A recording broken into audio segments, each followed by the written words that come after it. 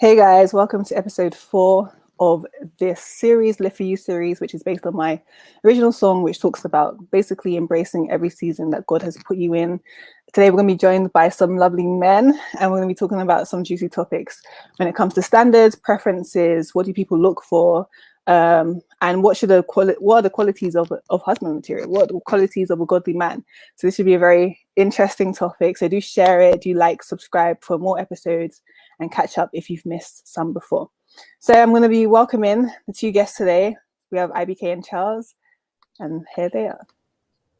Welcome, guys. Hello. welcome.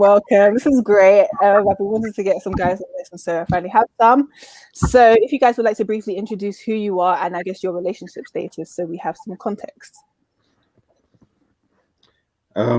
So my name is Charles, and I'm happily married. I've been married for about 2 years and 3 months now, so you can still say I'm quite, premature in the marriage realms. But yeah, going well so far. That's fine. That's good. It's good. I'm sure you have a lot of insights. And IBK. Yeah, hi everyone. My name is Ibukunoluwa. Everyone calls me IBK.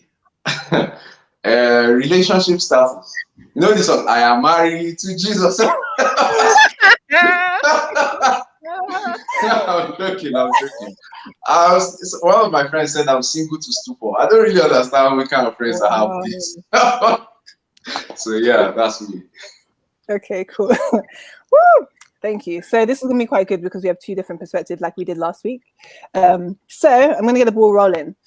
First, we're going to start off with, I guess, qualities of a godly man. So obviously, there's things that I know that men and women watch this. And I think sometimes people just see the glam and the glitz and the fantasies of relationships and then forget to kind of work on themselves. Because obviously in relationships, you want to come in as the best or a good version of yourself, not the best, because obviously you're going to grow and develop. So to you guys, what would you say are some biblical kind of standards that you kind of need to have, or biblical qualities that are important for men to have entering a relationship? For the men or for the women need to have for the men? So we're starting with men because we want to deal with ourselves before we go to... I thought we were speaking, okay. Oh, we'll get there. Okay. So you, Charles, since you're married, what are some qualities that you think actually this is really critical for a man to have? Right, where do I start? I mean, I think there's a few. The one being is obviously, for me, you have to be God-fearing. And I know this sounds as a cliche, and yes, I know, we're on a, if you want to say, Christian topic, discussion. But honestly, that's the best advice I can give, because no matter what, you always find that God being at the center, or, just being a core integral part of your marriage is so important. Because when you do go through disagreements or whatnot, which is normal in any relationship, you find that sometimes just realizing, just getting back to your faith, praying, and just looking at the word of God, just calms your mind and just brings you back to where you need to be sometimes. So I'll definitely say that. You have to be loaded, of course. No, I'm joking. Okay, go there. Oh yeah. If that was the case, me, I'll be single the rest of my life. There you go. No. Honestly speaking, yes, it would be good if it's possible to, I want to say, establish yourself. That doesn't mean necessarily you have to be financially well off, or you have to be in the best shape possible, but at least have your foot steady and have some form of stability, because you will be taking on someone else, and this person will be leaving their family home and their father's home to come into yours. So it's very important that you're able to take care, just as the same way. I know it's not the same thing, but if you was to bring a child into this world, you would have to, ideally, you want to be prepared for the child, and you want to have things ready. So the same thing as marriage, you're going to be a dad, you're going to be a husband. You want to get yourself mentally prepared. You want to get yourself, physically prepared. You want to get yourself, just just prepared in all realms. And so the same thing applies at the end of the day. It's not necessarily for so you can impress the woman, or you can buy her lots of things. It's more for just your own, just for your own stability, and just for your own, because one thing you'll find is that when you do get married, it's now a bit more, how can I say it? If you had certain goals, or you had certain things you wanted to go after, you might find there may be a bit more restrictions, as you have to understand sharing your life with someone else. So one thing I would say is, if you do want to, I'd say you want to become a doctor, you want to do this, or you want to do that, because the main thing I hear is, a lot of women say this. Sorry, I know we're men, but just quickly, they want to travel, they want to do this, they want to do that. So one thing I would say is, you can still do it after, but if it's really something that you're yearning for, get it over and out with, because there will be some level of sacrifice. Let me put that word, not restrictions. People like restrictions, sacrifice. So that's one thing, and just be patient, be kind. As it says in First Corinthians, I'm sure everyone knows this. The scripture, love is patient, love is kind, love is, just love doesn't anger. Just kind of just learn to really, really focus on those things. And because, like I said before, you will be sharing your space with, and I keep reiterating this because for a lot of people, they can't even share their room with their sister. So now that you're sharing, or with their brother, so now that you're sharing a whole house with someone, and there's no slamming door and saying, "Oh, I'll see you next week," or you can't press the red button and hang up the phone, So, and this is not a TV show. No one's sleeping on the sofa. You're both getting in the same bed and having to look at each other. So you better learn how to kind of be at peace, with yourself, and just learn to just take things, just learn to be more understanding, learn to be more compromised. Sometimes some people, they need a walk, they need some time alone, whatever you need to do, find your vice, whatever it is, and as long as it's good and it doesn't harm you, and just kind of use that as a way to kind of just deal with those moments. And for a man also, you need to work on your leadership skills. At the end of the day, you're the head of the family. And of course the woman's also the head in her own rights, because there will be certain times you won't be able to lead as you should, but essentially you're the head. So that is something that I feel like you need to, that sometimes you will have to make certain decisions, and you will have to kind of, I want to say, figure certain things out for your family as a whole, in your best interest. So that's definitely something you need to work on. And I'm gonna have to interrupt you there just to sorry, scriptures. Your best interest. So that's definitely something you need to work on. And sorry, I'm just gonna put the Bible verse. So you mentioned about being a provider, and the most famous one is this one that people tend to quote. People tend to just use this one a lot when it comes to a man being a provider, providing for his family, and the importance of it. So guys, if you want to just study this and then take it away in your own time, great. And then you mentioned about being the leader, being the head. That's Ephesians 5:23. So I'm going to put that up on the screen in here. That's Ephesians 5:23. So again, if you guys want to take that note, you can. You guys watching. And again, head doesn't mean that you're dominant, or that's a whole other discussion. But cool. Thank you for sharing, Charles. IBK, do you want to jump off that? Yeah. There you go. I was taking notes. You understand what I'm saying? Because these are the kind of things you need to know and understand. So it's quite interesting for me.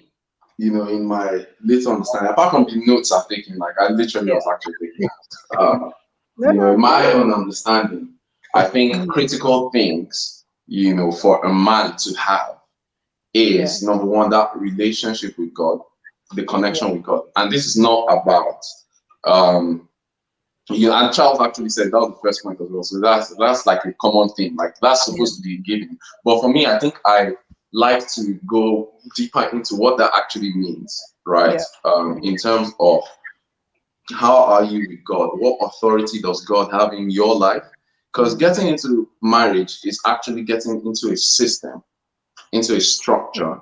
Yeah. And you're already in some structures. So your understanding of those structures that you already are in before getting into marriage sometimes would help with marriage, right? So in the structure of our relationship with God, right? Having an understanding of what that is, having an understanding of, everything about that, about headship, about commitment, just about character, those things feed into your marriage relationship. So, understanding headship, the responsibility with it as well. Also, I believe that the fear of God in a person would help direct their paths, like the way they go, the way they do things. So if you fear God, there's some things that you won't do. If you fear God, there's some things that you will do. It's going to be in your nature and your character to do because you fear God. So I think that part is really critical, and it goes down to things like, if you find out you are wrong, about it goes into nitty-gritty stuff, right? Like if you find out that you're wrong about something, right, what's your attitude to that thing going to be, right? And to be honest, like if I basically find out that based on God's standards of stuff, I'm wrong about something, and I thought that I'm right, like just realize and come to that realization that you were wrong. It's because of the fear of God. You know that okay. Hands up. I need to do something about this and stuff like that. So also a person's relationship. So a person must be submitted to God, basically, right? Also, a person's relationship with a man's relationship with other people around him, both the men in his life, the women in his life, people that are his peers, people that God has set above him. You must have people that God has set above him. People that God has set under him. He should have people that are set under him, meaning he's taking some form of responsibility in some way for people. There are people that he, in a sense, reports to. And why that is necessary, and a lot of people that have been privileged to be under, that have spoken to me about this area, one critical thing is that sometimes, still, let me just use that as a case study of a case where you are wrong about something and you get coconut head, right? In those kind of scenarios, right? If someone confronts you that you're wrong, there's a certain honor that you have for that person that God has placed over you, that even though you think you are right, you have to cool down. I think that is quite an important thing. Even though you think that, oh no, that like you're right, like just that ability, that honor for someone external to you that God has placed over you. It could be parents in some cases, spiritual leadership, mentors that you have. I think that relationship is important. Then get into your marriage relationship, and then also, so these are characters that a person should have, right? And then also, I think the final one I'll just touch on is sacrifice and passion. Give me 1 second. Let me look for where I wrote. Yeah, passion, intentionality, and sacrifice. Because it actually, Sir Charles, you'll be able to, give us more insight into this. But I think it does take a lot. Just like anything that is worth any value, it takes a lot of investments to do it well, to do it right. So there's a level of sacrifice. And then just touch, and I don't know if people will see this as controversial or not, but the level of sacrifice that a man ought to be able to make, according to Ephesians chapter 5, is the same level of sacrifice that Jesus was willing to make, which is his life. I.e., a man should be ready to die for the woman that is. So at this point, do you still want? So I think for me, and at this point, for example, right, I'm praying for more grace, to be able to sacrifice. I think there are levels to it, but to be able to be at that level where you can give even down to your life, that's that level of sacrifice, that level of passion for a person, that level of intentionality about how you are with a person. So that's so good. Preaching. I'm just gonna put up the Bible verse that is exactly what he said about husbands love your wife as Christ loved the church and gave himself up for her. That is the sacrifice that you look at you want someone to die for you. No. But Jesus don't die already now. No, there's different things, right? But for women, last week we discussed with the women what we also have to be doing. So today we're highlighting the men and we're highlighting it well. So this is a great Bible verse, and it's not to be taken lightly either. So great. Okay, we're just going to touch on that a bit, but now we're going to move into kind of the standards and preferences, because I know we're often known for having lists. Christian women having a list is a very normal thing for a lot of people, which is it's normal in the sense of, at least even if it's just in your head, there's things you look for, right? There's things that you're like, okay, I want this or I don't want this. I need this or I don't need this. So asking you guys, do you guys have a list? Did you know that lists were a thing? Sorry, let me just ask. That means what you're saying is that women, like, they write on paper a list of the things that they want. This is not news. You should know this already. So I became that was new. Okay. No, it's a thing. And I know some guys are just like, oh, why do you go? No, it's a thing. And some guys do it too, but clearly, talk to me. Do you guys have a list? Did you have a list, Charles? Or were there things in your mind that you just thought, I need this in a woman? I think the thing is, when you're looking for a woman, I think everyone kind of has, I want to say, a picture in their head of the type of woman that they'll want, either physically or, biblically. Of course, if you're a God-fearing man, you want... Hello? Yeah, I can hear you. Yeah, you would want a woman who's God-fearing. One of the many things that even for me, that I've always reiterated to my wife is, even for me, myself, when I wasn't in a good place, she would always, tell me, come and let's pray, let's go to church, let's read the word. And, she'll always bring me back into the word. And that's one thing I've always admired of her. Sometimes I look at her and I say, whenever there's any difficulty, whenever there's any hardship, this is always what you go to. This is always what what you want to do. And for me, that was a huge, huge importance. And it kind of, I want to say, made the other things kind of irrelevant in the sense of because look, when you look for a woman, obviously you think about the physical attributes and whatnot. I think for most men, I'm not speaking for all men, but for myself, I think what women I look for are two different things in the sense of I don't think I'm necessarily looking at, her academic achievements or her financial stability. Of course, those things would be nice for her to have. Yeah. That's not something I'm focusing on or I'm concentrating. For me, is more things of the nature is, would she care for me? Would she love me? Would she treat me? Is she respectful? For me, that's a big thing. How would can she accept me for who I am? These are honestly, and then, yes, in the beginning, of course, you're looking at the physical attributes and whatnot, but very quickly that diminishes, without naming what we all as men look at. All right. So as I say, but very quickly that diminishes when you actually get into the serious relationship and you get into marriage and you realize, for me, so no, I wouldn't. I had the list in the sense of where I wanted a good woman. I wanted a woman. Whenever I would ask God for a good woman or a woman in general, I would always say, God, please just bring me a good woman, a woman that would love me for who I am. Because I'm not the easiest person to deal with. So I wanted a woman that would honestly just accept me for who I am. Yeah. And that was the most important thing for me, and a God-fearing woman. Honestly, because that's the most important thing. So for me, that was, anything else is a bonus. Yeah. Okay, we're gonna come back to what you, because obviously this is mature to Charles, right? Into 2 years into marriage. So I'm gonna come back and dig a bit on what you're looking for before. Okay. So we'll come to that. But IBK, let's go to you, because I know a lot of men. So I talk to a lot of guys, married men too, and they have different opinions about, you know, what they look for. So IBK, from your perspective, what do you, no, that's not even the question. List. Do you have a list? And yeah.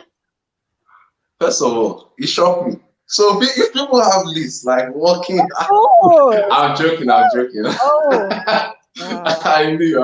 In fact, I even have my own list here. Let's go. I'm not even playing games here. You know what I'm saying? So, you know, so yeah, I think it's down to exposure.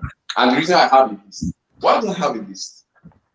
The reason I have a list is because I was exposed to having a list. I was listening to one of the pastors that God has given me the privilege of passing through, and he talked about so that's Pastor Emmanuel Iren, and he talked about how I think his heart broke, right, with a lady or something like that.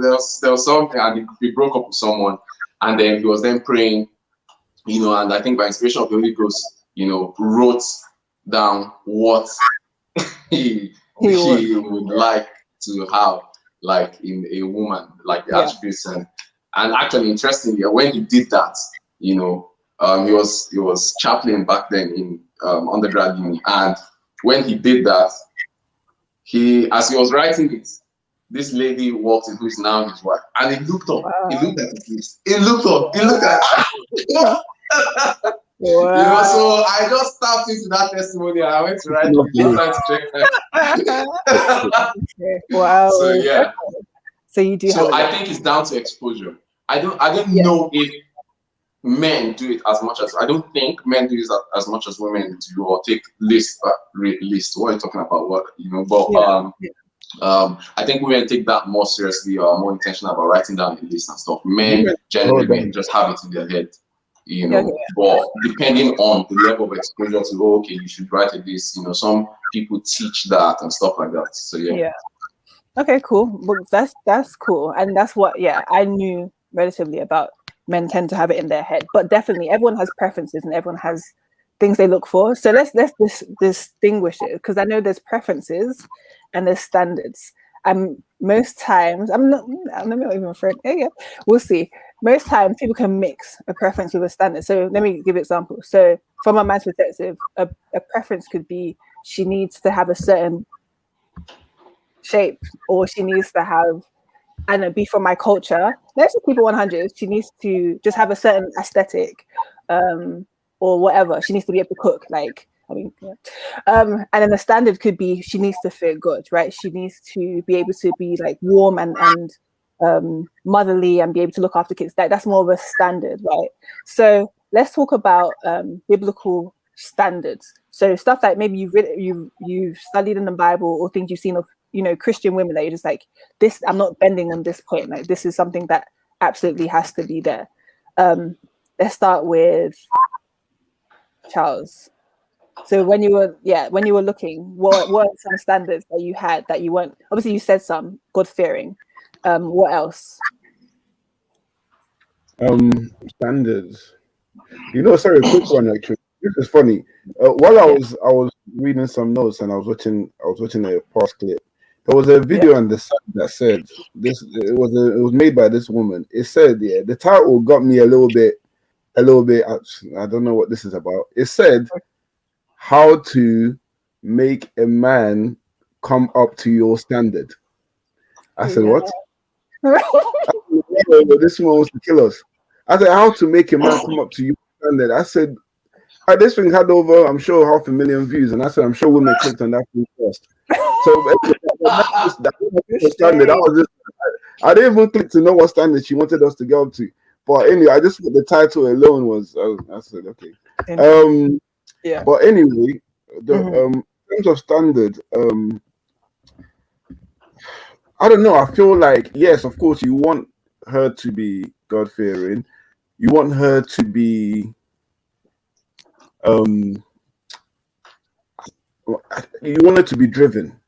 You want her to be serious. Even with her faith, you want her to be serious about it. You want her to take it, you know, very, very, very, very serious in terms of the way she lives her life, or in terms of the, you know, her day-to-day activities. I mean, I'm not saying everything she has to do has to be centered around, but ideally you would want her to be serious. And also, just, I don't know, standard would be to be a responsible person, someone that respects herself. That's the most important for me. So self-respect is very, very important.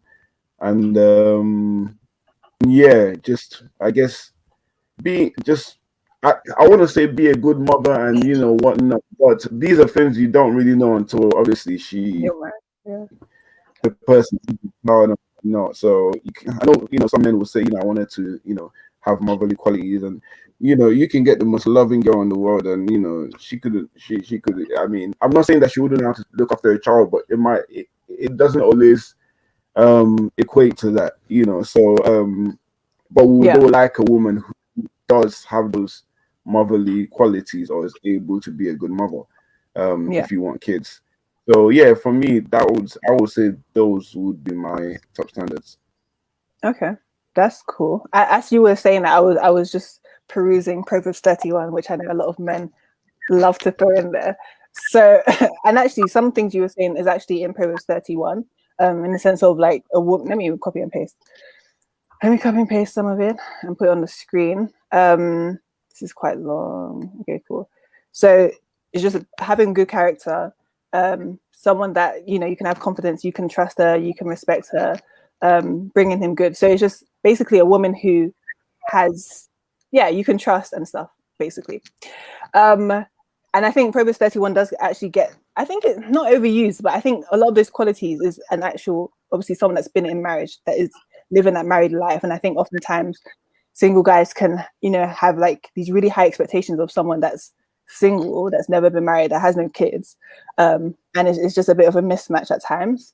And it's almost like not a grace for people to grow into that. It's just like, okay, at this point of finding, you must be the Proverbs 31 woman. And if you're not making flax and wool and stuff, then it's anyway. I'm joking. But yeah, okay, cool. You, IBK, what about you? Hey God. Okay. So I think similar to what I said about characteristics in the man, right? Those were actually foundational in the extra things. But to start with, what standards are, I feel like standards. We talked about standards versus preferences. Standards are certain standards and preferences are both attributes, desirable characteristics of people, right? And if you put that on the spectrum, from left to right, standards are the things that are absolutely critical. And then preferences are the things that are not absolutely critical but are desirable. And I dare extend that spectrum to no-nos, right? Like things that are absolute no's. So if we just zone into standards, I think standards are formed by the word of God, right? By the scripture. And for me, again, still back to like standards that you want in a woman, starting from foundational, believer, like these are givens, like it's just standard issue. And also, relationship with God, how your relationship with God is, like how seriously do you take God? So again, still same thing with for a man. Also relationship with other people around you.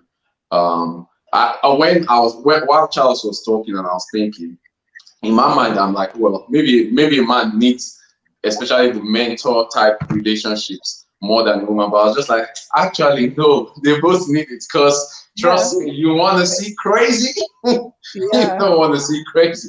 So because both it's not only guys that can lose head sometimes, even ladies as well can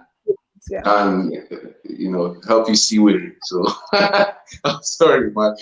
So also the element of sacrifice and intentionality and passion, because those are the things that help do the things that you need to do.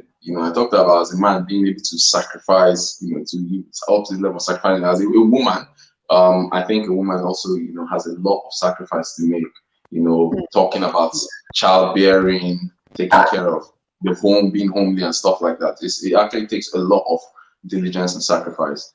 And then, I think Proverbs 31 actually captures quite well, and I think I wasn't able to go into it when I was talking about it, into those type of things, the ones for men, but Charles did, when we were talking about attributes of men. But Proverbs 31 talks about attributes, to look in women, and you can view it from different lenses. I interpret Proverbs 31:1, those things that are listed there as actually fruits of a certain character, right?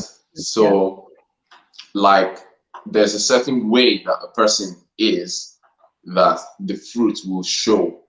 Yeah.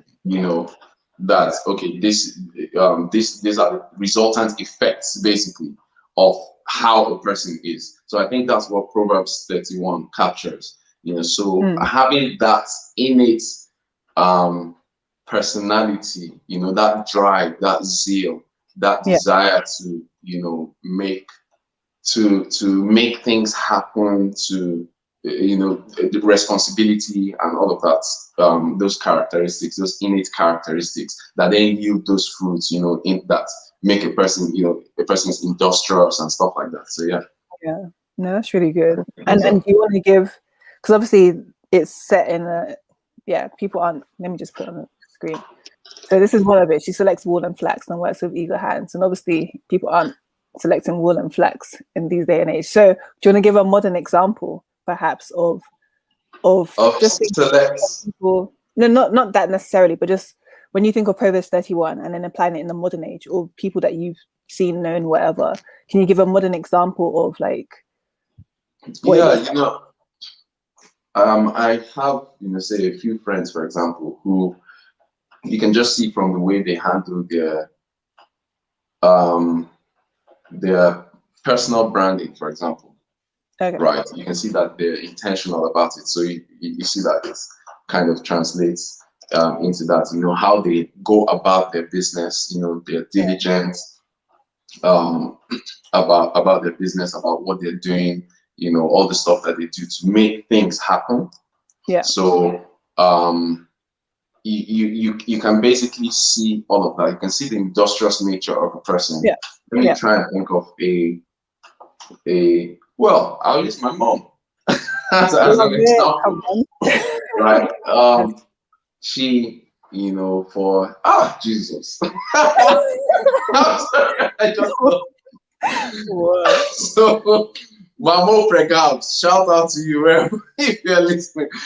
Oh my God! So like my mom, right? Wherever she is, she's in fact there's this. She interpreted the reason for the way she is the way she is as the fact that she was born on a Monday, because wherever she is, when she's at home, like there's just stuff to do at home. There's work to do. Oh, put this in place, do this.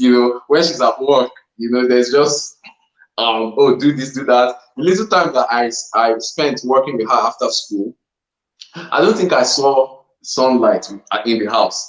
Like, so she was actually like proper on the business and stuff like that.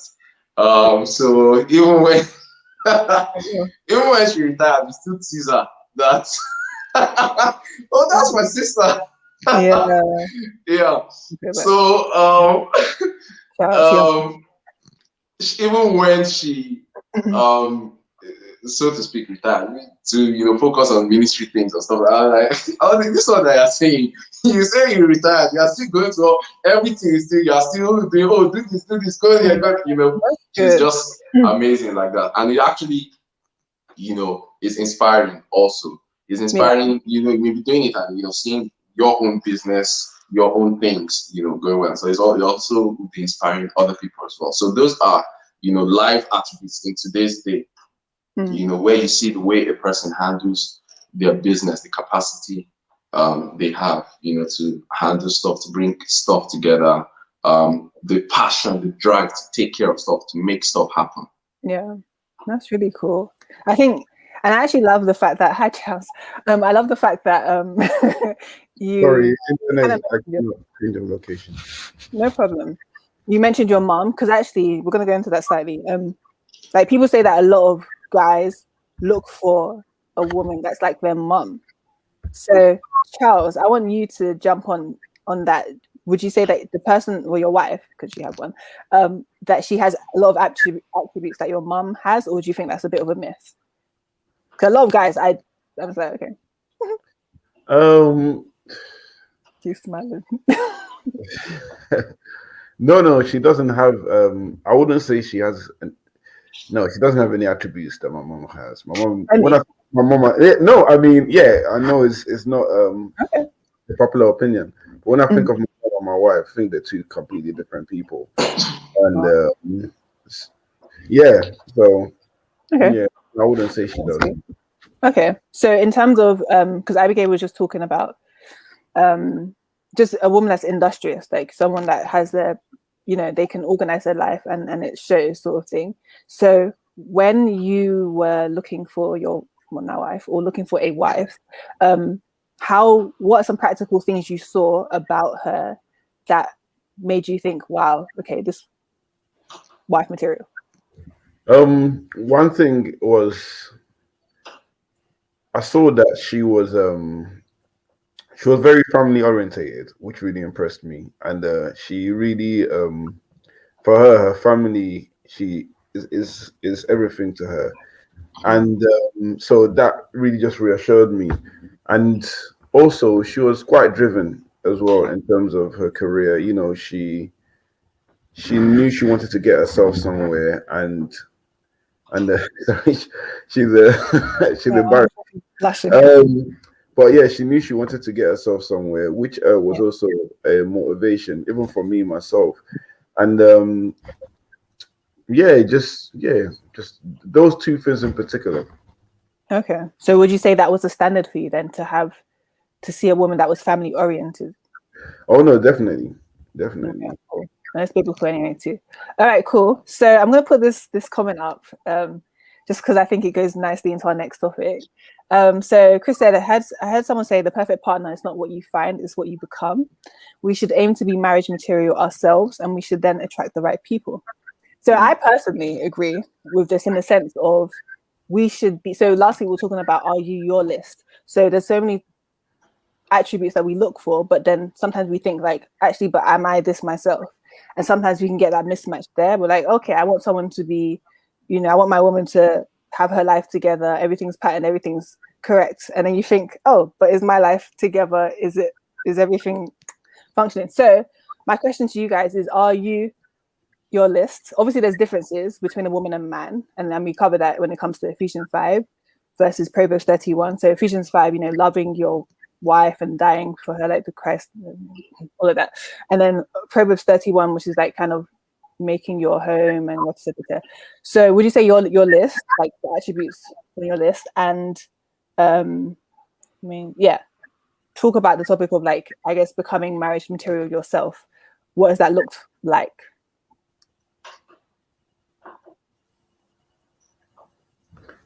Where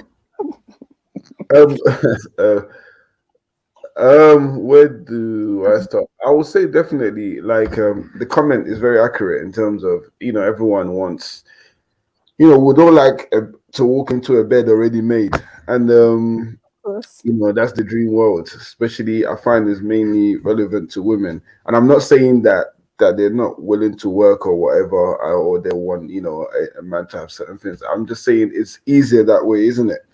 For everyone. No one, I mean, we would all like to say we would all like to do this and, come up together. Yeah.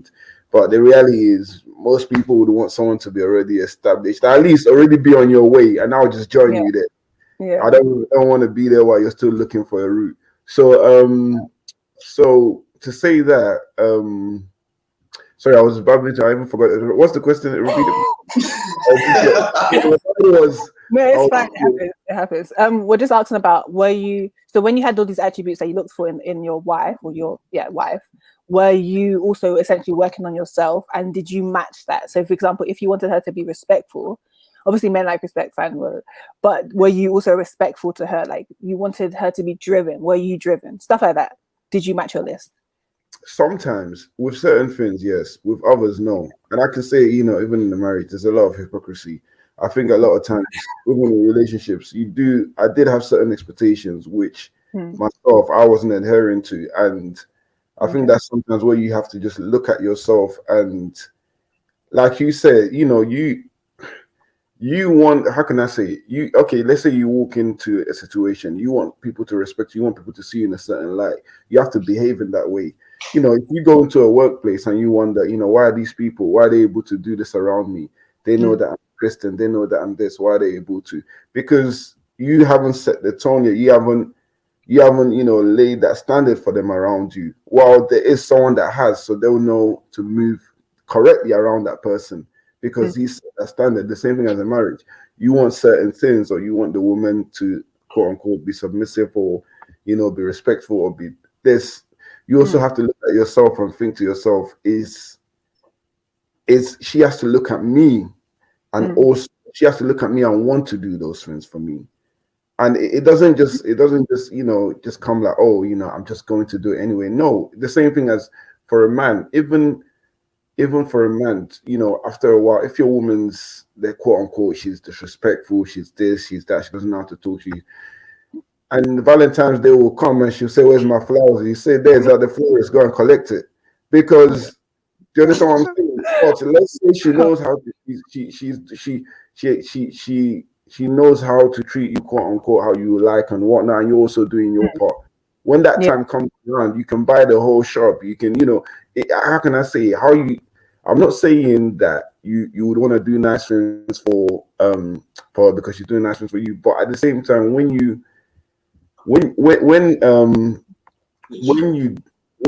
treat people how they like to be treated, they're more likely to give you what you want. And the same thing works for in a marriage. You understand what I'm saying? That's good.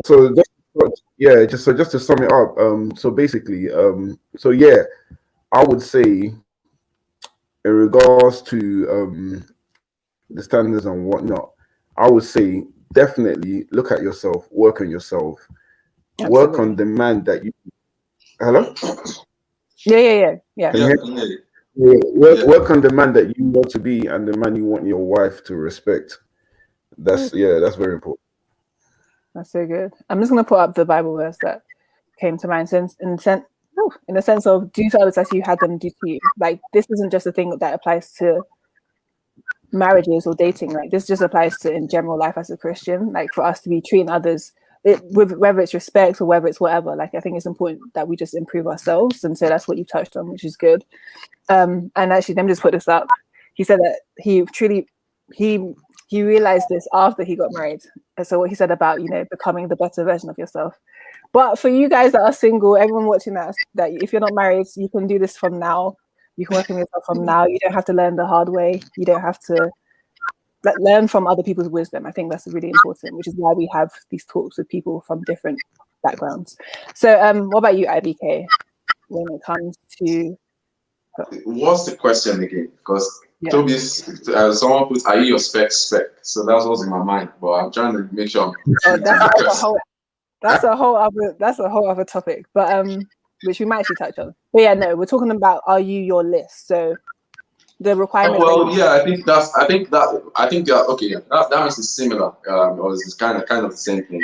Well, I would say becoming.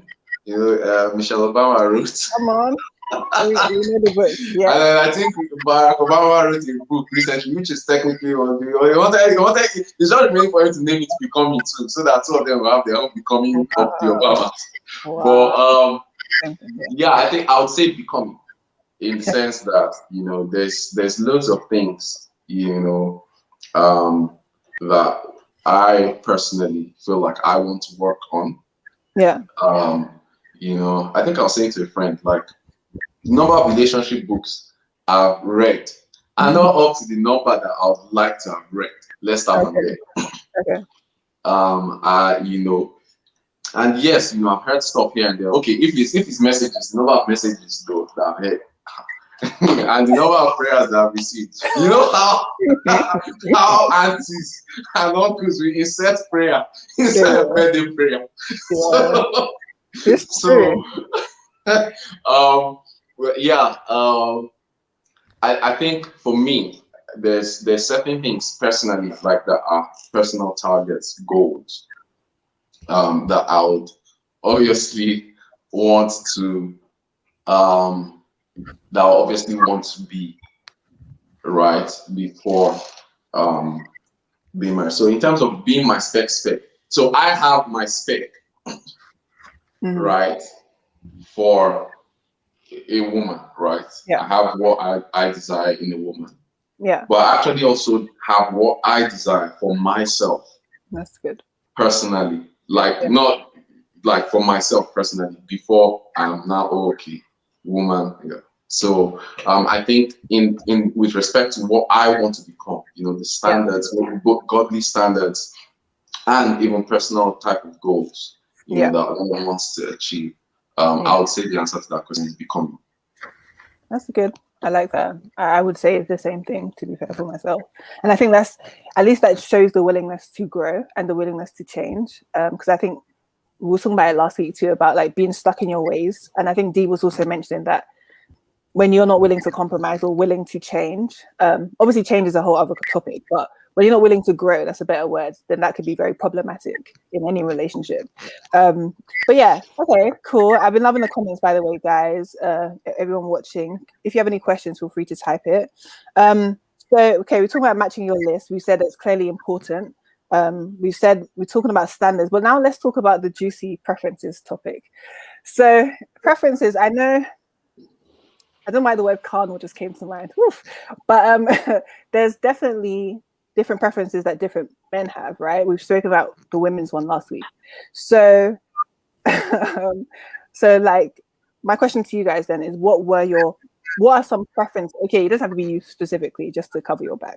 But what are some preferences that you have, that men have for a woman? What are some common Christian men we're talking about? What are some preferences that are there? You're laughing. Sorry. Well, I'll let Charles go first. Okay. Obviously not too graphic, because yeah. No, this was not graphic at all. No, I mean, I think preferences, like you said, is very similar to standards, so they go hand in hand. But to differentiate, I think, to be honest, I would say preferences is more leaning into the physical realm when we talk about preferences. So, of course, I think, you know, it's funny, your last episode with the women, they were talking about, you know, being attracted to your other half and whatnot. And I was paying very close attention to that. And, you know, one of them mentioned, of course, you have to be able to wake up in the morning and still be able to look at them and, you know, be like, you know, I'm with this person. Let's call a kettle. You know, everyone wants an attractive individual, someone that they're attracted to, someone that they can look at and, you know, be physically attracted to. And I think, you know, a lot of times people feel like, even as Christians, you know, that's something that we should shy away from. No, nothing wrong with presenting yourself, looking presentable. And to be honest, you know, even go to some church these days, you know, people are dressing top to toe, women are looking, you know, they're looking good, looking even a lot better than some anyway. So, so I would say in regards to preferences, I mean, you want a woman to have a certain shape. You want her to be able to do certain things. You want her to, I mean, I would say that those are the main things. Speaking as a man, when you look for a woman, when we talk about preference. So and but once you get, just to say again, once you get into the relationship, you get into marriage, you realize preferences. That's all it is. It's just preferences, and all those things doesn't really. No, let me not say it doesn't matter. It does matter. It does matter, because even there will be some days where, you know, you will look at that person and you say, you know, I'm happy.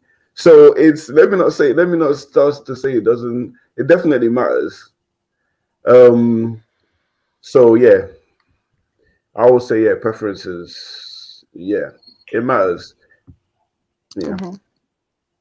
And so you would say that physical attraction is, I know for a man that's way up there. It's up there. That you can't deny that. Oh, I'm looking at her heart.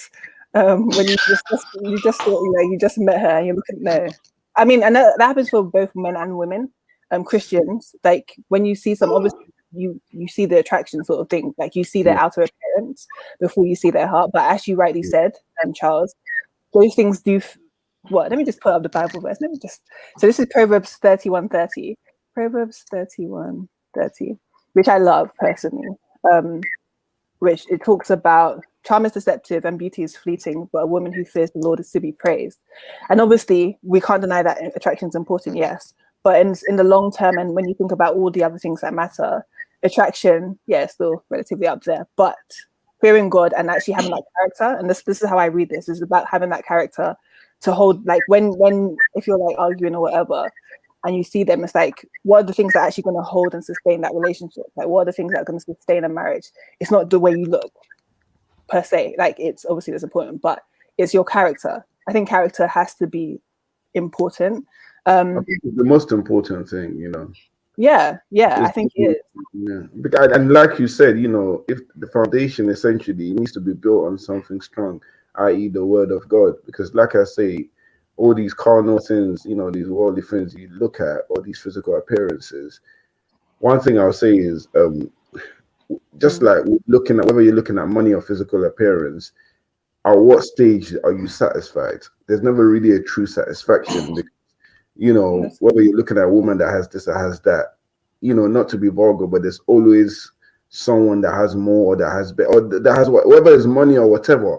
Even for a woman or for a man that looks, there will always be someone that will come along and you say, this one. And now you're looking at them and looking at the one you have, and you say, I don't know if I made the right choice. So that's why I say at the end of the day, that doesn't really matter. And when you do build your foundation with the word of God and with something more serious, you realize you just love that person for who they truly are. And that other part, now and again, you will look at them and say, nice choice. But the main thing is that you guys have something more solid.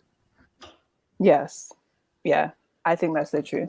And that solid foundation, again, I feel like once people are in the relationships and like, especially married, because I know a lot of people who've been married for 20, 30 years, and they're still attracted to each other, but they realize very quickly that it wasn't the attraction that was the substance. It's the fear of God and just their relationship with God that keeps them loving each other when they're annoyed at the person, that keeps them serving, submitting, and respecting when things go a bit AWire. But we're going to have that chat in a couple of episodes anyway. But yeah, thank you. IBK, let's jump to you. Okay, so he's got his list. Just touch on. Sorry? I said, you've got your list. I need to pull my list up. So, okay. I think the question was I don't know if there is dual, like what you have as preferences and what men generally have as preferences. Is it dual or is it just what men generally have as preferences? You can take it wherever you want to. Well, so I'm not sure. Let me just drop one this thing. So I am tall, right? And for me, preferences, I cast them in the bin, really, to be honest, right? So it is something that but it's not really, so ideally someone that's tall, quote unquote. But for me, it's not a factor like that, right? Yeah. Because I've almost in a sense disciplined myself. Now, how did I arrive at that location? Right? Yeah. So I'm 5'11.7", something like, just in fact I'm keeping this here just to enter 6 weeks. So and on my dad's side, right, I'm like one of the shortest cousins. On my mom's side, I'm the tallest creature. So whenever my mom is like, you should have grown taller, you should have been taller. I say, it's you. You're the one. You're the one that's caused me. So it's obviously it's to me, like, it's just a joke. It's just out of a joke. So I just say, I just say it, as a thing, because literally on my dad's side, minimum height is like 6'2", something like so. Okay, cool. Right. So obviously people actually do have preferences like that. For me, in terms of preferences, really on my list, I actually categorize them into spirit, soul, and body. And the body ones are not really. Oh my god. And the body ones are not really like, I think I just wrote attractive, generally attractive. Generally attractive. Yeah, right. And to be honest, in terms of, okay, now let me just touch on what men want before I then say, in terms of, the physical side of things, right? Generally, a lot of Christian men, they want Shelly Caesar with a sprinkle of the King Minaj. You know what I'm saying? Wow. So they want a little bit of crazy. So, which is.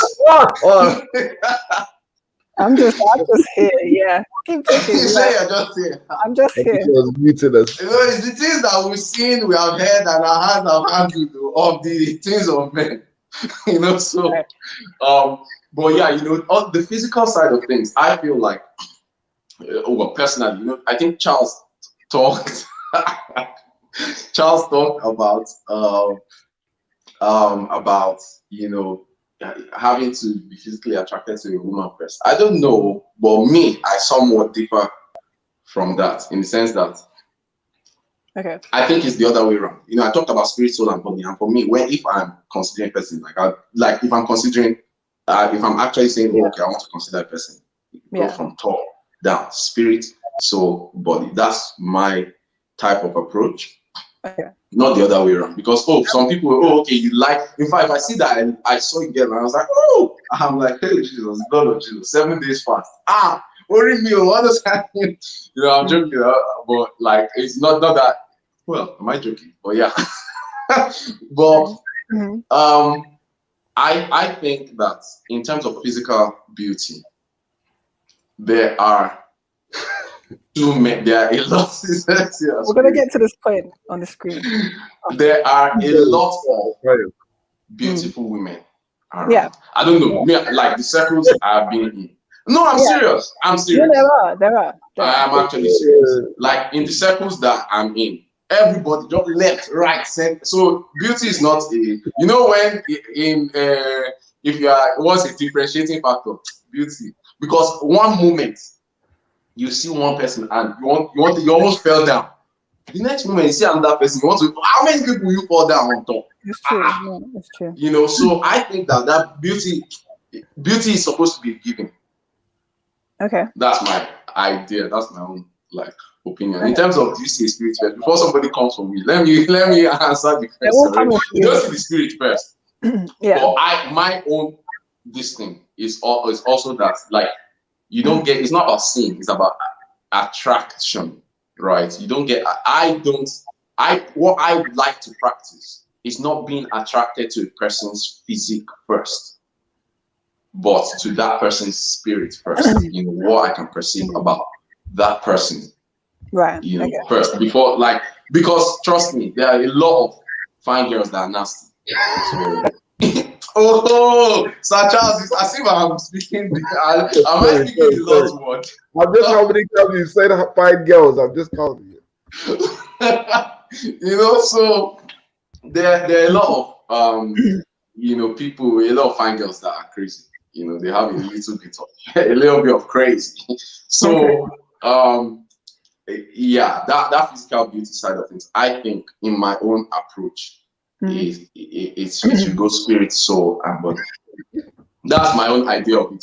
Now, obviously, the natural human being, you see the person first and you'll be like, oh, I've seen beauty, but this one is a discovery. That's how people want to go. But I think the approach, and what I try to apply is spirit, soul, body. Okay, that's, you know what, that I commend that. I think that's good, and I commend that. Let me just keep it there. People in the comments don't believe, but See, just leave those people. Those ones. It's just banter. Especially. Yeah, I think that's good. I was gonna say, so obviously, okay, you guys have both spoken about attraction is important. Fine. Obviously, IBK, you say spirit, soul, body. It's good. That's probably gonna stick in my mind anyway. But okay, cool. So someone said this, but if you consider them beautiful, then you have beauty standards.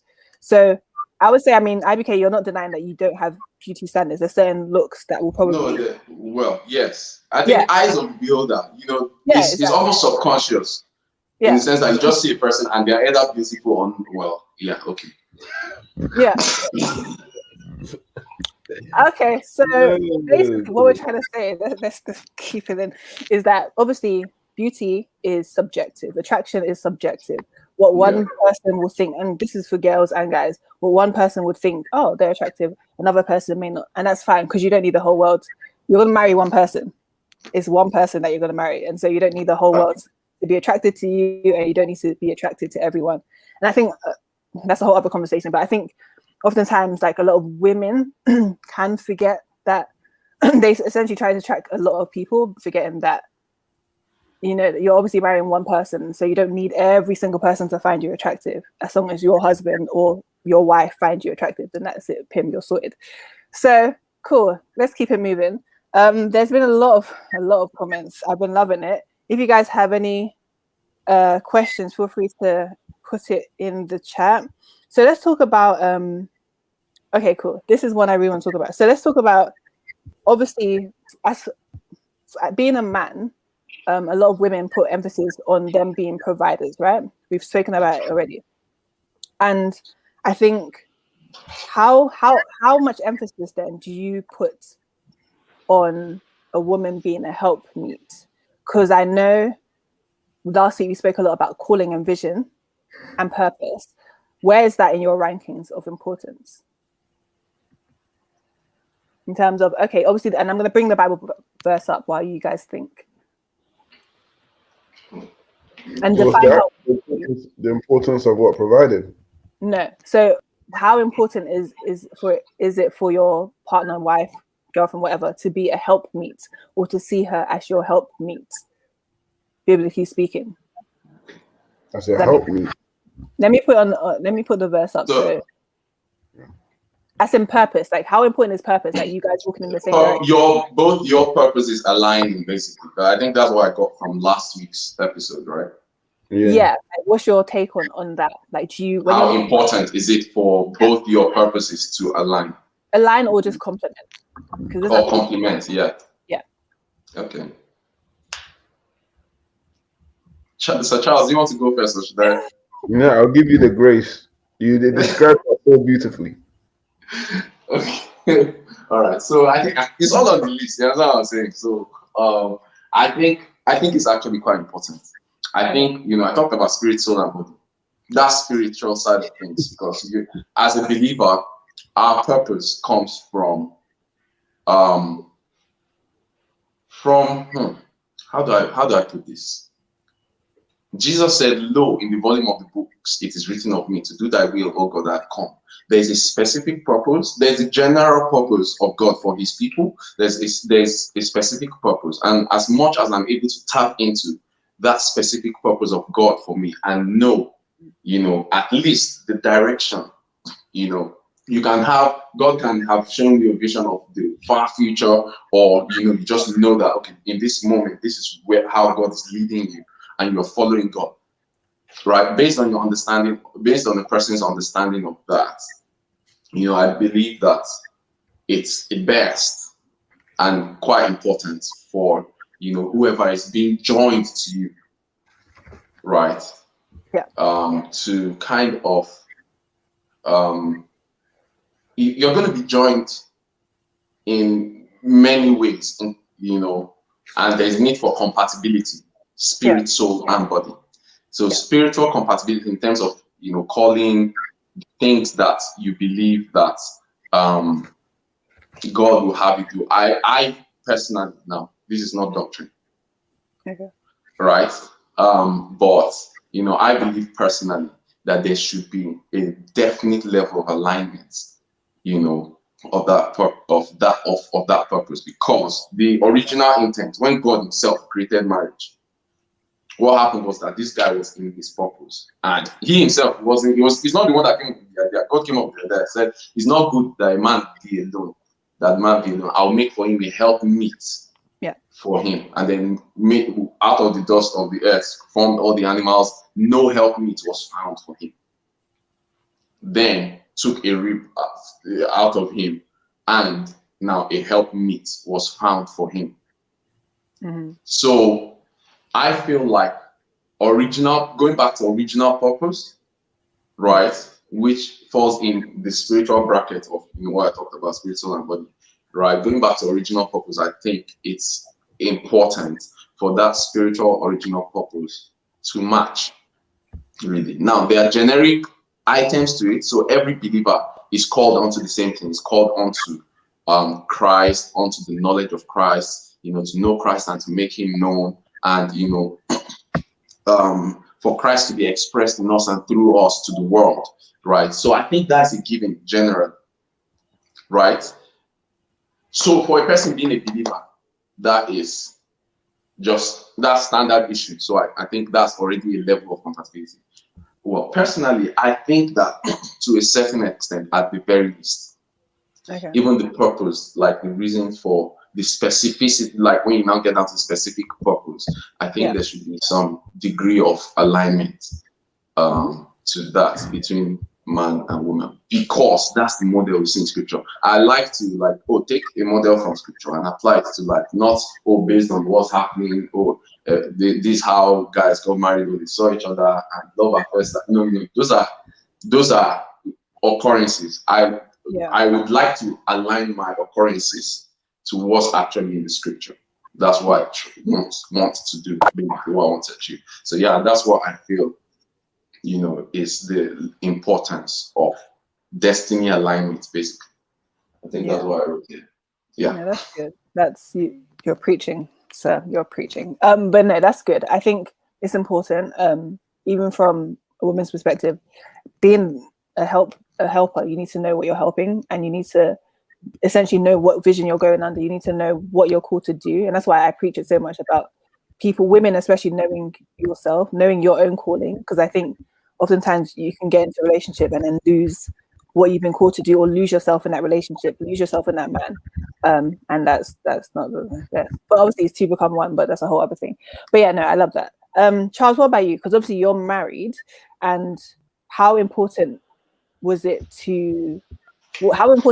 for your wife to essentially come under your vision or be your helpmeet, and what did that look like practically for you?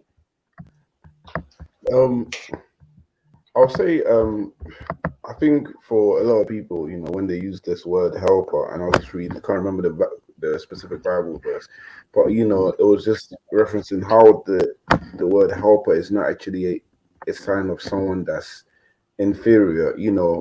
A helpmeet is, Jesus was a helper at a certain stage, and it just basically means someone that's there to support you, because there's certain things that you're not going to be strong in that they might be stronger in. There's certain things that you might not be able to do at a certain time that they might be.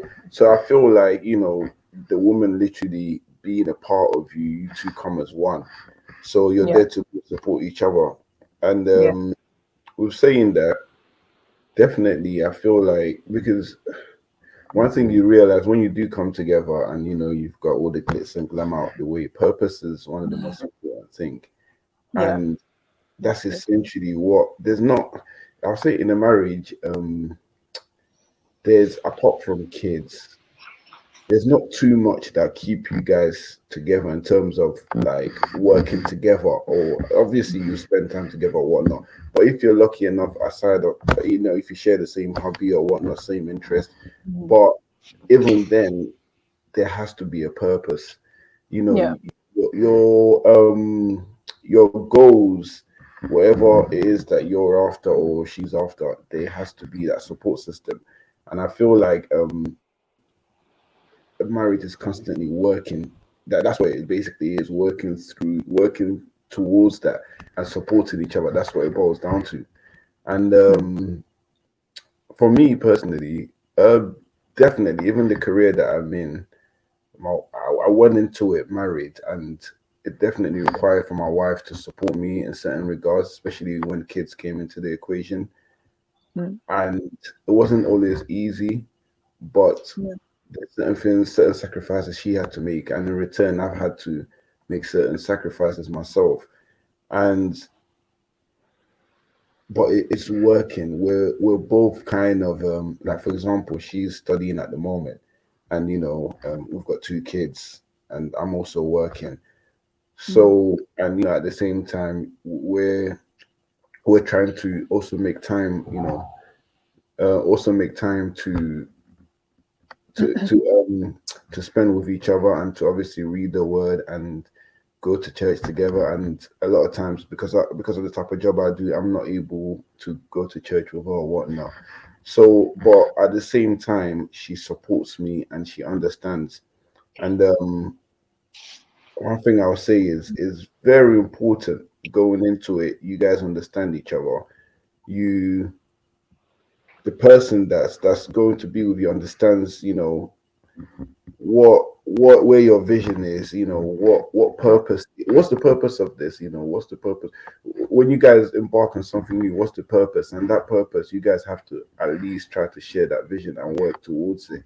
And I feel like that's very important.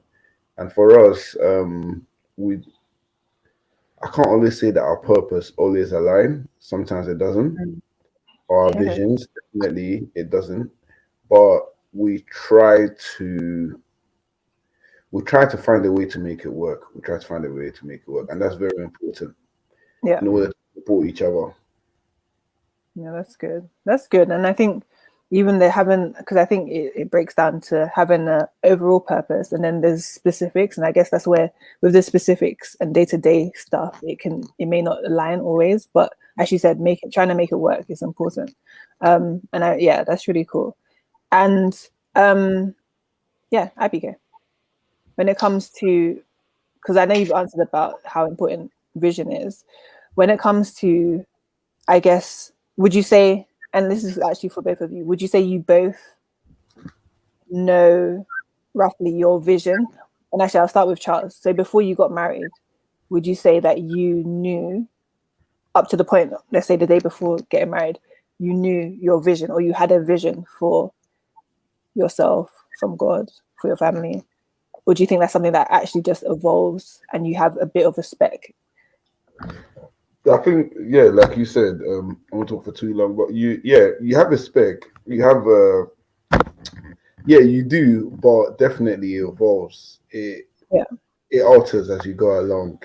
And one thing in life is it's nice to make plans, and it's nice to have a vision. It's nice to have goals and whatnot. But especially when you bring someone else into that, 100% something needs to be altered. There needs to be give and take. There needs to be a compromise along the way. So it's definitely an evolving thing. It's not set in stone. Yeah, no, that's good. That's good.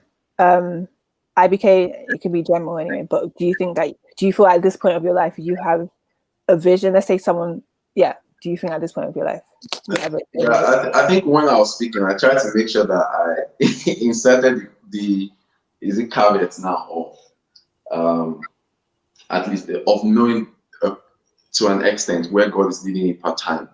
So you know that in this moment, this is how this direction God is leading. So I think for me personally, that's kind of, I grew up in a setting under, the person that God privileged me to be under, gave me the privilege to be under, where he had a vision. Bishop David Adegail, he had an 18-hour vision. And in that vision, he's almost, to me, in my mind, my interpretation of that is like he saw the end, really, of what he's going to be doing, kind of thing.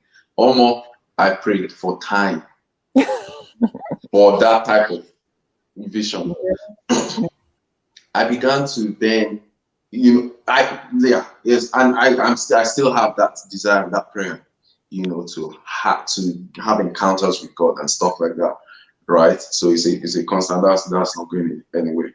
But over time, the things that God began to speak to me and minister to my heart was that His method of leading me is one step at a time. And so far, I have not seen the end.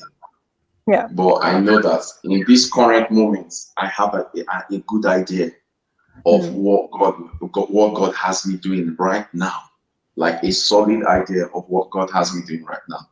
And I believe that as time unfolds, because there are some things that are in your consciousness. So that's what I'm saying, it's my consciousness for now. But there are some things that are in your subconscious. Perhaps you may have had a dream and forgotten. You might have, Lord may have spoken to you and forgotten. You may think there's some things in your subconsciousness. I think reading Oral Roberts, there was a vision he had that it was maybe years down the line that he now remembered that, along with the original vision that he had, he also had the vision of building, I think, what's it called now? Why is it not speaking? The hospital, like, that's basically like Jesus. I've forgotten the name. I'm so sorry, but yeah. So I think, like, and then also there are things that have not come out yet. The Spirit of God to you, God has not yet ordained for it to be shown to you in His sovereignty. And when it's time for Him to show you that phase, He will show you. So I think that's the kind of that's what I believe and where I am, where I know now. I don't know the end, so to speak, but I know now. That's fine. And I think, we know in the Bible it's all about God ordering our steps anyway. And so it's like just taking it day by day and just surrendering our will to God and just making sure we listen to the last thing we knew that God ordered us to do. I think that's important. So yeah, that's a good response. Stephanie says she loves that.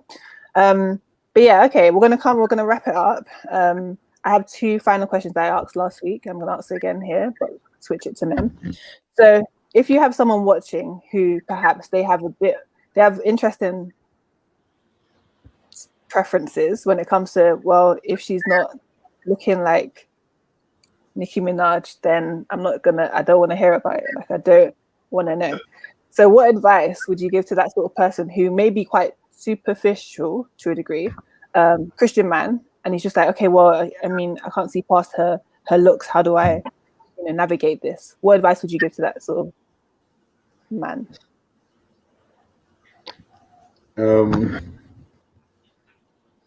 You smell it. I don't walk with your eyes closed. One thing, all jokes aside, one thing I'll say is it's fine to have physical, I want to say standard, but just don't make it the main thing. If you say you love God, you're a true believer, that should be your main focus. So when you look at someone and you analyze them and you analyze a woman, obviously you can't tell by just looking at them, but that's why it's important to speak, to get to know, to look. You almost have to try to look beyond that. So, but of course, the first initial approach, that's what you look at. So, but I would just say, even if it is someone that they're there, but they might not have those qualities, but they may feel a certain way about you, and it. Take the time to talk to them. Take the time to get to know them, and you might realize, this is a wonderful person. So just kind of don't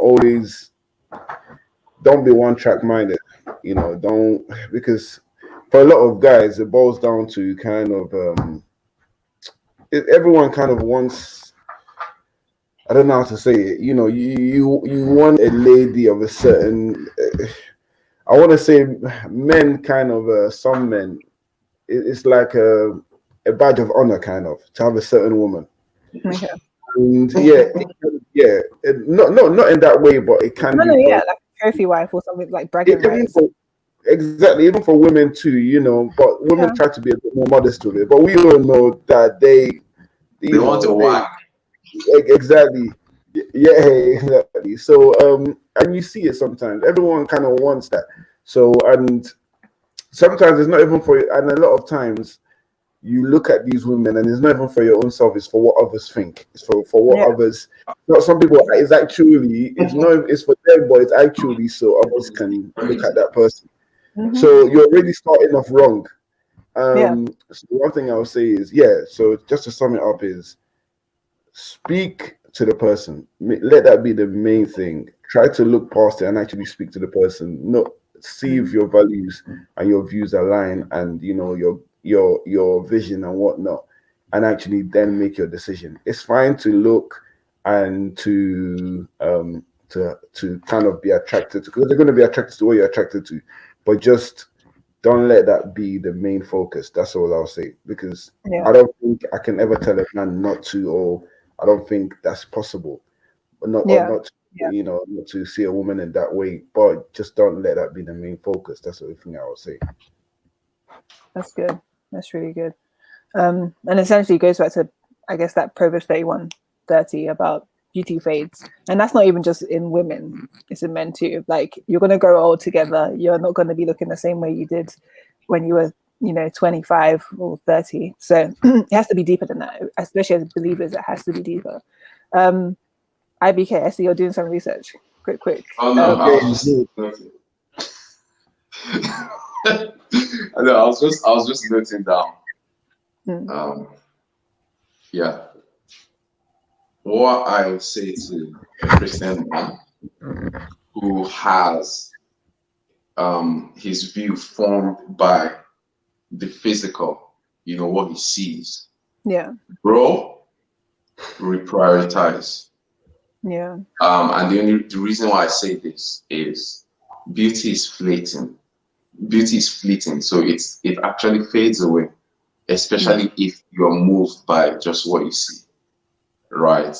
I like I said, it shouldn't be primary. Reprioritize basically, so that your primary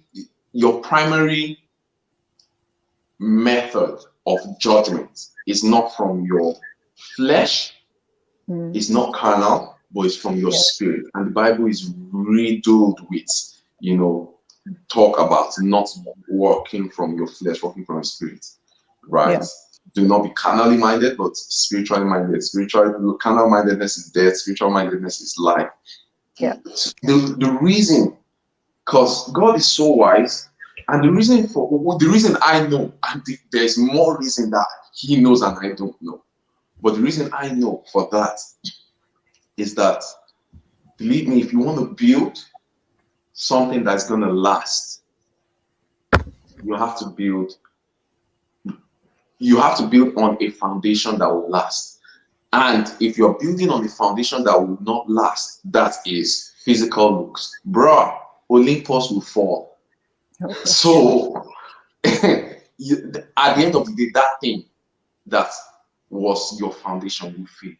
Why not make your foundation? Because those things, I said it's like they're beautiful women all around, and even the things that you see that are beautiful, those attributes may change according to time, but that love inside, if it's founded on something spiritual, something from God, that would not fade. So your view, your own preference itself, as in what you have as an idea of beauty, it probably has changed a couple of times in your life. It probably will still change. So maybe previously there was a certain feature that you saw as beautiful, and then later it's another certain feature. Sometimes sometime in the past you liked thick, now you like slim women. Like it could change. That's the point that I'm making, and a lot of factors could make it change. Build on something that is solid. Think of this, in my secondary school, or even way back even down to primary school, there are some people that looked a certain way, and or more. If you see the person now, Jesus, hey God, what are you talking about? So I need to change. Guess what?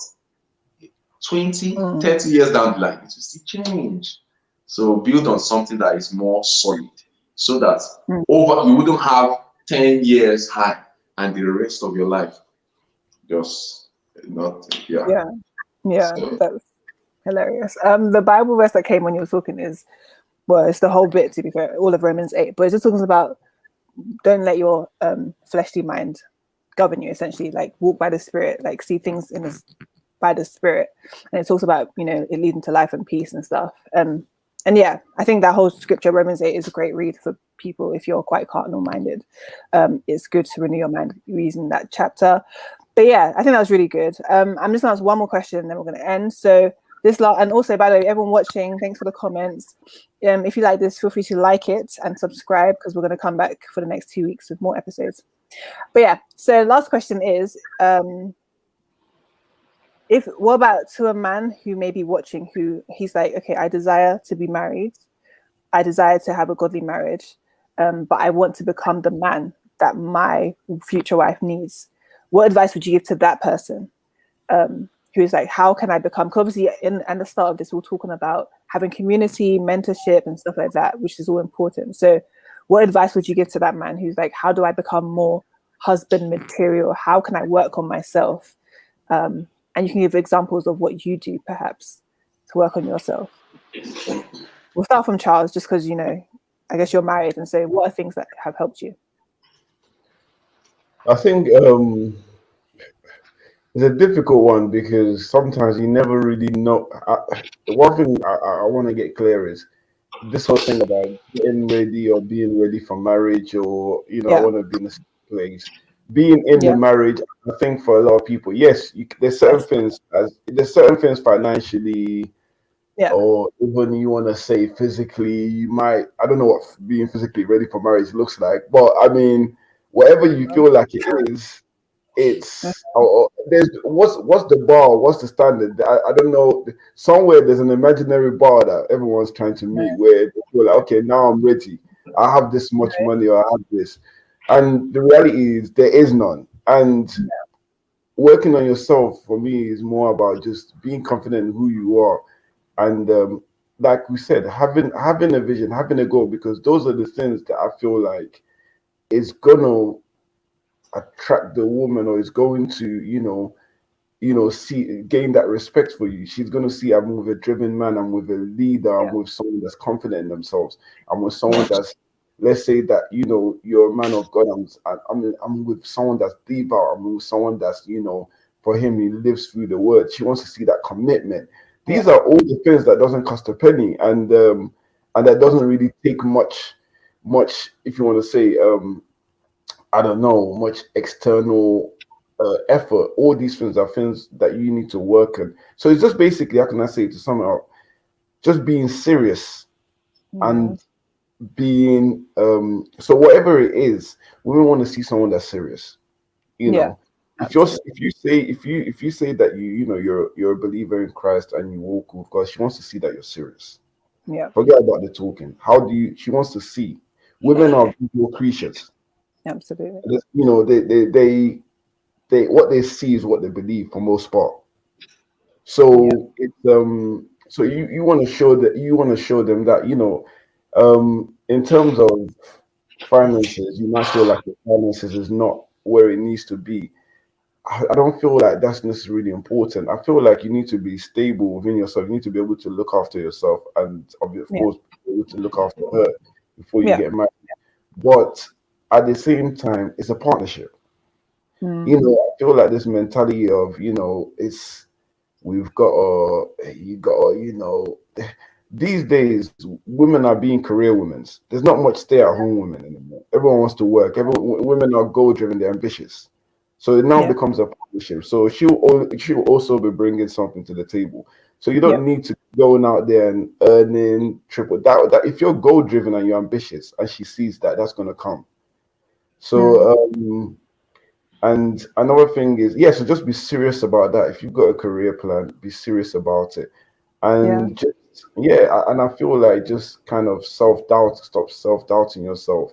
And I feel like just saying, once you've got those areas and you're serious about them, and you've got a sense of direction, I think that's enough, to be honest with you. And you find someone that aligns, that can support you with those goals, Yeah. or that understands you, or that's willing to, compromise with you, I feel like you can really just go for it. I don't think that there's a set time, or so that's the excuse a lot of people use, and and what's I just want to know what's the standard, for the weight, where what is enough that I can say, okay, now I'm ready. Do you one day just wake up and say, okay, I've done this, and because you're not going to be at the pinnacle of your career at the age of 30 or 30 whenever you want to get married. You're not going to have financial freedom. You're not going to have all these things. So at what stage do you say is there a standard? I'm not sure. So I just feel like if you're goal driven and you're serious and you're disciplined, and a woman sees that, and you find someone that can support you and understand with you, and you guys share similar vision, for me that's enough. Just go for it. And of course, yeah, make sure that you look presentable. And this is another thing, sorry to touch on, but just because you're a Christian or whatnot doesn't mean you need to you still need to keep yourself to a certain standard. There's nothing wrong with looking presentable, looking good for your spouse, looking even looking sexy. Sorry to use that word, but even because at the end of but at the end of the day, all these things, it's very important in the marriage. It's very important, and I feel like sex is one of those subjects where people kind of shy away from talking about and whatnot. And even that alone is a huge part of marriage. So so I would just say, yeah. Yeah, no, that's really good. Just, I think the serious thing, obviously I'm a woman, so when you can tell when someone's serious, you can tell when someone's just talking and there's no action. You can tell when someone's just, they're just not about it. You can really tell. Like, women can tell. Well, at least can tell. So I think it is important that men do, step up and take things seriously, like you said. And it's not about being all the way there. You don't have to, but it's like, what are you doing? Like, what are your patterns? What are you consistently showing the woman that you're trying to attract? What are your trends? What are your, it's important. So that was good. And then I like what you said about there not being one fixed standard, because I know every relationship is different. When you have two different people come in, you have to just work out how is your relationship going to work, rather than like, what does the world say? So that's good. IBK, what about you? Do you remember the question? Should I repeat it? I remembered it just now. Just repeat it, sorry. I remembered it just now. Okay, if I can remember this. Yeah, so I think the question was around basically someone that's someone that wants to, become husband material, or just essentially improve themselves to a point of becoming married, or they have a desire to get married, but they're not sure where to go, who to seek, how to better themselves as a man. What advice would you give them? Yeah, the first thing is, it's good to have had that desire. So consolidate that desire into like goals, right? Basically define the threshold of what you want to achieve. Yeah. And, I think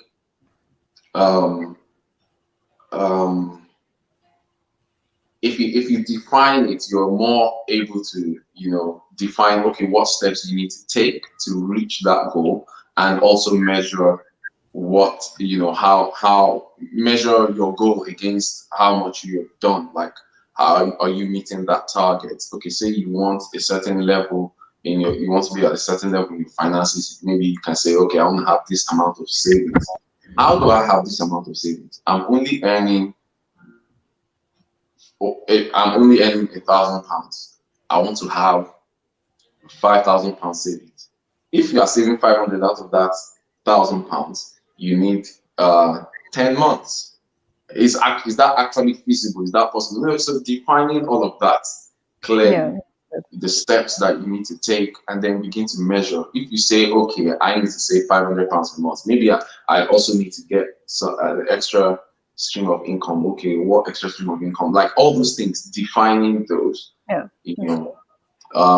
then working on those things, because it's one thing to define, it's one thing to now walk in the path that you've set for those goals. But also, I would say, for me, I always link things back to the leading of God. like get yourself prepared spiritually as well. Like just get on the pathways that you need to be on, basically. You know, your financial goals, your spiritual goals, your goals in every other respect. Just get on the pathway. And literally, as you're on that pathway, you know, some things that you desire come naturally, actually. So if you're not on an education pathway, you're not really about to have a degree. The only degree that you're going to have is 30 degrees in summer. Well, sorry. Wow. Well, like, yeah, if you're on that pathway, then you can attain onto that thing. You know, so yeah, that's I think that's it. That's what I would say. That's good. That's good. That's good. I love that. Thank you, guys. I was going to ask another question, but I might leave it for next week for another topic. But actually, no, I'm just going to ask it because I know there's a lot of women watching this. So, what advice? And this is, please, short answer. What advice then would you give to the woman watching who's like, well, you know, you guys said that it's not about physical. Well, physical attraction is important, but you know, no one's checking for me. And or maybe people guys don't find me attractive and stuff. I know you're laughing, but like that's actually a real thing. Like I maybe not even go into details anyway. But yeah, I know there's examples of, you know, there's people who are beautiful women, you know, serving God, God-fearing and stuff, and then people aren't checking for them. Like I actually know, you know where I'm going. But yeah, so what is your advice to that sort of person watching? He's like, oh, I tick all these boxes. Why is no one?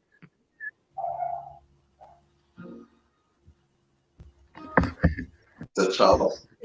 Can you hear me? Yeah, I can hear you. Sorry, my thing's just slowing down. To be honest, I don't know if I believe this one that you tick all the boxes, but no one's checking for you. Often, a lot of times, what I feel is no. Often, a lot of times, listen. They tick the box. There's not even the person doing the ticking. They're the ones doing the ticking. Often, that's the. So the people are there. There's no way you can tell me you've got this beauty, you've got all this, and the men are just walking past you and they're not even noticing you.